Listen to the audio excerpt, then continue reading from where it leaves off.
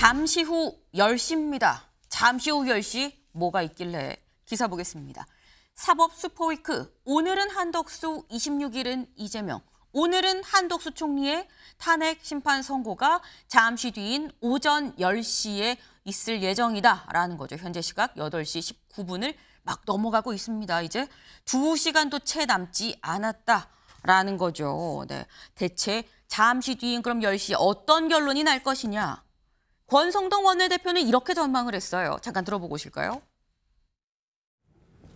여러분들 생각하기에도 굉장히 늦었다고 생각하죠. 평의도 끝난 지가 오래됐는데 헌재가 아마 정치적인 이유로 선고를 미루다가 여론의 문매를 맞고 마지못해 월요일 날 선고일로 잡은 것 같습니다. 각하나 기각 예상하시나요? 저는 100% 기각이라고 보고 있습니다. 이런 가운데 내일 이변이 없는 한 한덕수 총리께서 87일 만에 대통령 권한대행으로 복귀할 전망입니다. 헌재 결정이 너무 늦었다는 아쉬움이 남습니다. 정당 차원의 장애 집회와 정략적인 정치행위 일체를 중단하고 모두가 한자리에 모여 국가적 재난 극복에 집중할 것을 호소합니다. 네, 권성동 원내대표 이렇게 얘기를 하죠. 이변이 없다면 오늘 한덕수 총리가 다시 복귀를 할 거다. 기각이나 각하 결정이 나올 거다라고 얘기를 했습니다. 사실 앞서서 권성동 원내대표가 뭐라고 얘기했었냐면 내가 이 내부에서 나온 얘기를 전에 듣기로는 벌써 다 얘기가 끝났다는데 왜 선고 안 내는 겁니까? 라는 얘기를 했었어요. 그런데 그러고 난 다음에 어제 얘기하기로는 이변이 없다면 복귀한다라고 얘기를 했습니다. 김광선 변호사님. 권성동 원내대표는 내가 알기로는 이미 기각이나 각하로 다 안에서 결정이 됐다고 난 들었어요라는 취지인 거거든요. 어떻게 전망하십니까 오늘?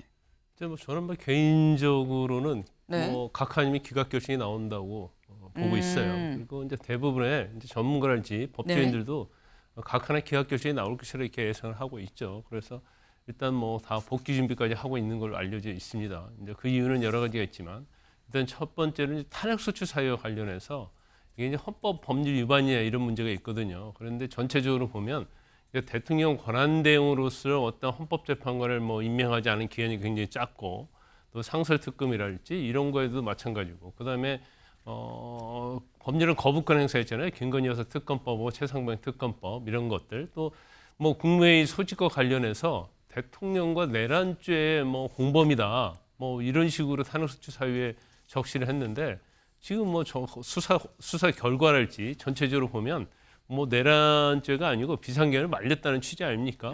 그렇기 때문에 탄핵소추 사유는 거의 해당이 되지 않는다 이렇게 보고 있어요. 일부 만약에 위법성이 있다 하더라도 중대하지 않다 할 것이고 그다음에 중요한 것 중에 하나가 정족수에 관한 문제예요. 네. 대통령 권한대행을 탄핵할 때 150명 이상이었냐, 200명 이상이었냐 그런 그 부분을 좀 관심 있게 바라봐야 할 것 같습니다. 네.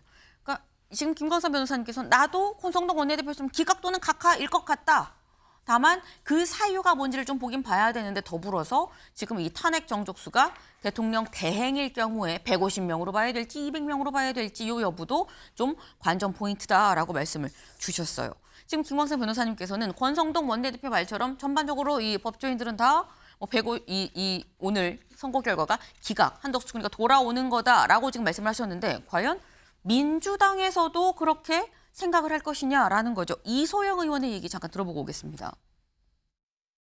이게 법률가들이 제일 좋아하는 단어가 균형이거든요. 진영 간의 균형 내지는 윤석열 파면으로 인한 엄청난 사회적인 혼란, 갈등, 반발 이제 이런 것들을 고려했을 때 나머지 국무위원들에 대해서는 좀 완화된 기준을 적용하고 윤석열 대통령에 대해서는 파면이 명확하기 때문에 좀 그런 균형을 맞추려고 하는 게 아닌가. 설사 기각이든 다른 인용이 아닌 다른 결론이 나온다고 하더라도 그게 윤석열 파면 사건의 기각 가능성을 높인다거나 이럴 전혀 관계없다. 논리적인 개연성은 없다고 생각합니다. 네. 이소영 의원도 변호사 출신이죠. 네. 근데 이소영 의원은 뭐라고 얘기를 했느냐? 헌재가 균형을 위해서 말한 취지는 이거예요. 균형을 위해서 윤 대통령을 파면시킬 예정이라서 한덕수 총리를 비롯한 다른 국무위원들은 좀 완화된 기준을 좀 적용하지 않겠느냐 이 말인즉슨 김수민 의원님 지금 윤 대통령에 대한 파면 결정을 내리기 위해서 오히려 한덕수 총리는 좀 기각 가능성이 높다라고 나는 본다라는 취지로 지금 얘기가 들리는 거거든요. 그렇다고 하면 민주당도 오늘 한덕수 총리 거는 기각이다라고 보는 겁니까?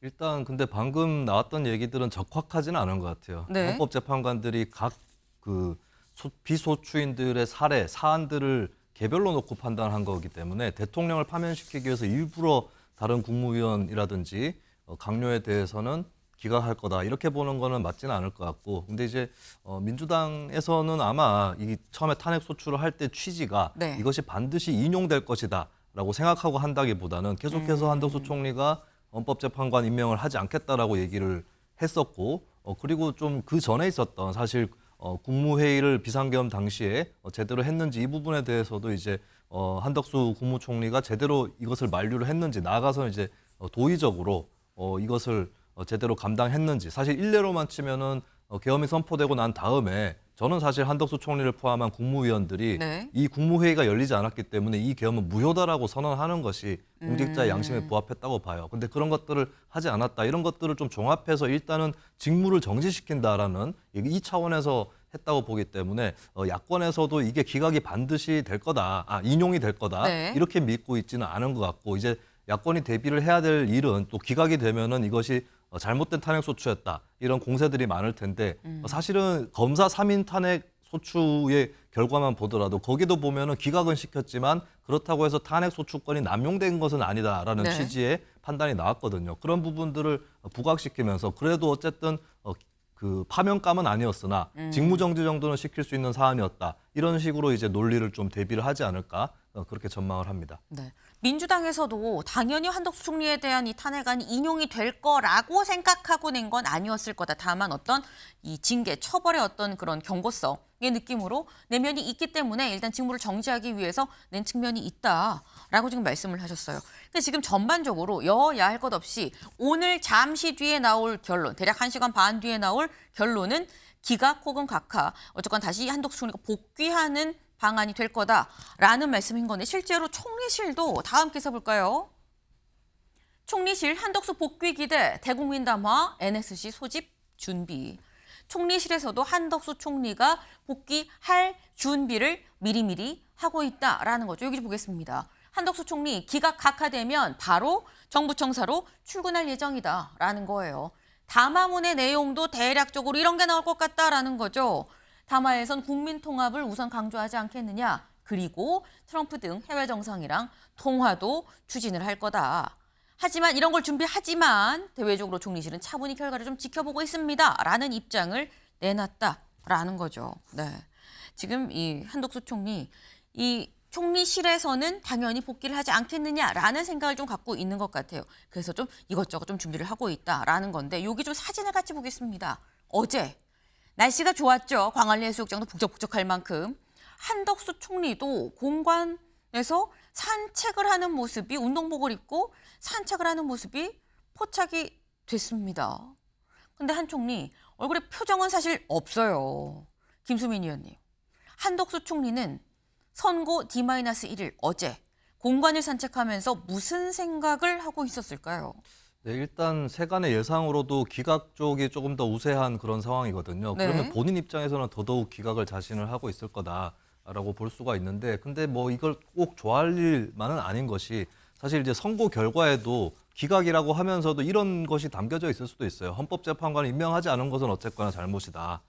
이런 취지의 내용은 들어갈 수 있는 것이고, 그리고 선고 내용보다 한 총리한테 더 중요한 부분은 복귀를 하고 나서의 상황이겠죠. 사실 지금까지 권한대행을 맡고 있었던 최상목 권한대행도 네. 헌법재판관 불임명 문제로 지금 탄핵소추안이 발의가 돼 있는 상태고, 그리고 본인도 이걸 복귀를 했을 때 지금 국가 경제에 어려운 상황이라든지 이런 것들 다 대비를 해야 되는 거고, 또 이제 만약에 그 헌법재판소에서 윤석열 대통령 파면 결정을 내리게 되면 또 조기 대선으로 들어가야 되는데 그것을 또 대비해야 되는 부담이라든지 이런 것들 여러 가지 복잡한 생각에 잠겨져 있을 거다. 그런 차원에서는 뭐 이게 종합적으로는 무표정으로 나타나는 것이 아닌가 그렇게 보여집니다. 네. 한덕수 총리 굉장히 많은 생각을 하지 않았을까 싶습니다.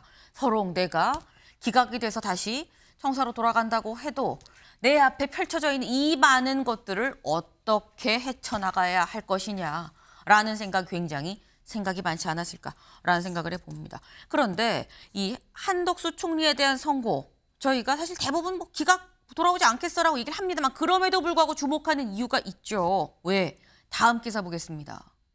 이거죠. 오늘 한덕수 탄핵 선고, 윤계엄 위법성 헌재 판단 윤과 한덕수 총리의 선고를 보면 윤 대통령에 대한 탄핵 심판 선고 헌재가 어떻게 판단하고 있는지, 계엄의 위법성 부분을 어떻게 판단하고 있는지 좀 윤곽이 드러나지 않겠느냐라는 겁니다. 왜? 한덕수 총리가 지금 현재 받고 있는 이 혐의라고 할까요? 이 탄핵 소추 이유 중에 하나가 계엄에 뭐 동조했다라는 그런 부분이 같이 있었던, 동조, 방조했다라는 부분이 같이 지금 들어있는 거죠. 불법 계엄인데 왜 동조했느냐라는 건데 이게 불법인지 아닌지를 판단하지 않겠느냐라는 겁니다. 계엄 실체 판단 때는 윤 대통령한테도 이게 적용될 수 있는 부분이라는 거죠.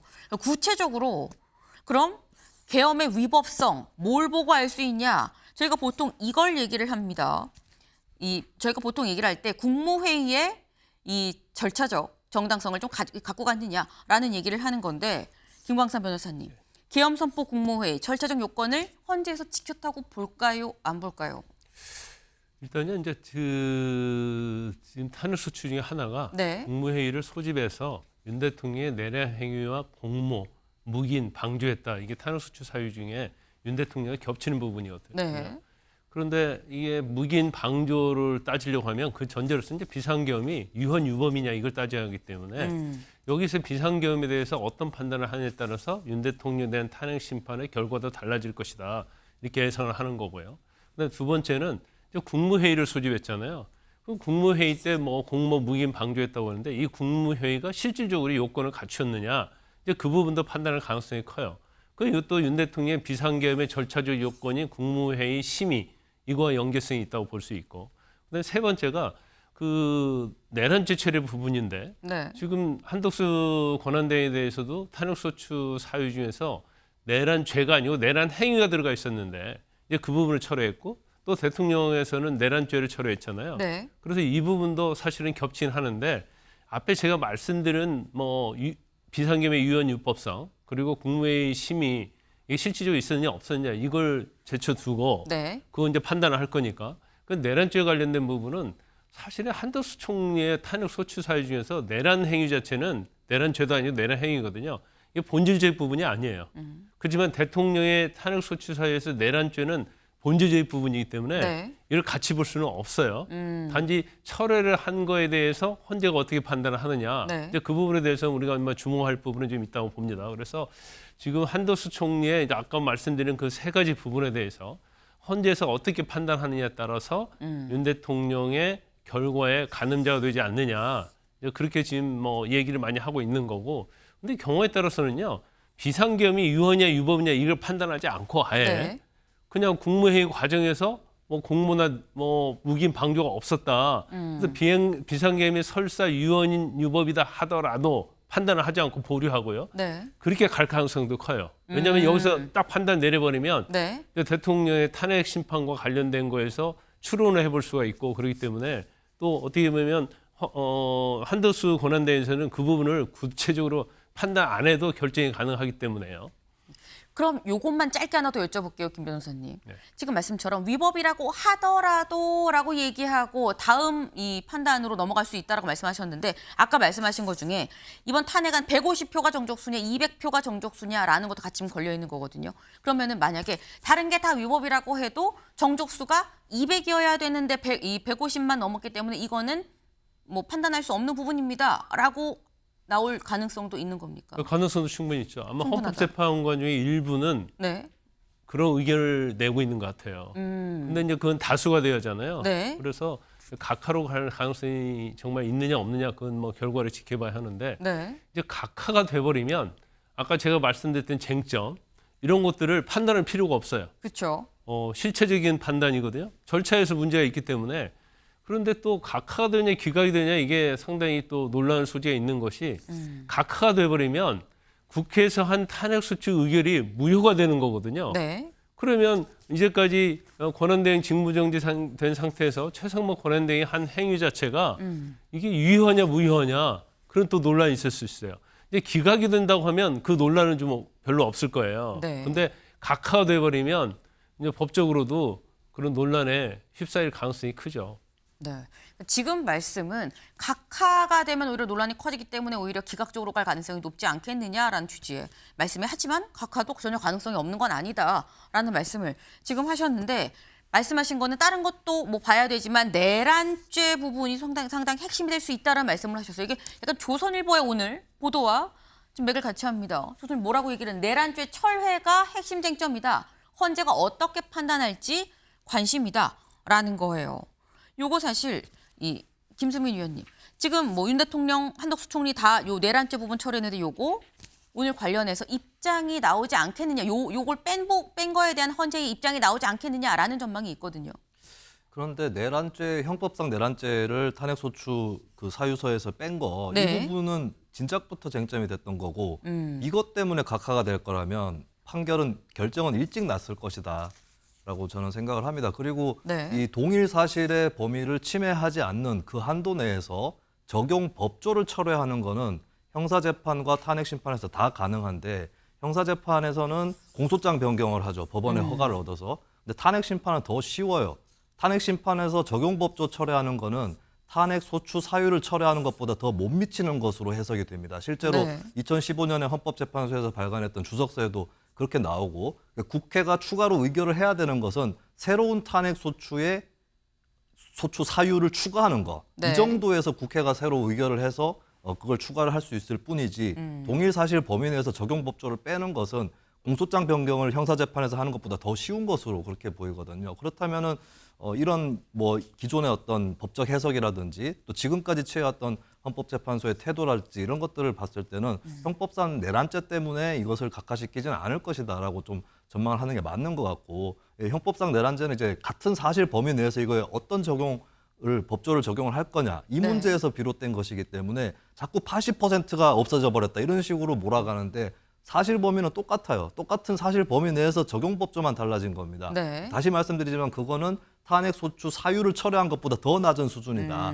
그것이 헌법재판소 주석사에도 이미 나와 있는 부분이다. 이걸 좀 말씀드립니다. 네. 그러니까 지금 말씀은 내란죄 철회 부분이 그렇게 빅딜이 아니다. 큰일이 아니다라고 지금 말씀을 하신 거예요. 김광선 변호사님 짧게. 근데 내란죄 철회는요 한덕수 권한대행 사건에 있어서는 그건 본질적인 부분이 아니에요. 그래서 철회를 했다고 해서 이게 기본적 사실이 동일하지 않다 이렇게 볼 수가 없기 때문에 이 부분이 철회됐다고 해서 아마 뭐 각하된다 할지 그건 아니에요. 정적수와 관련된 문제만 있지. 하지만 이제 대통령에 대한 부분은 탄핵소추 결의 당시에 이게 본질적인 부분이었다 하면 네. 결의에 영향을 미칠 수 있잖아요.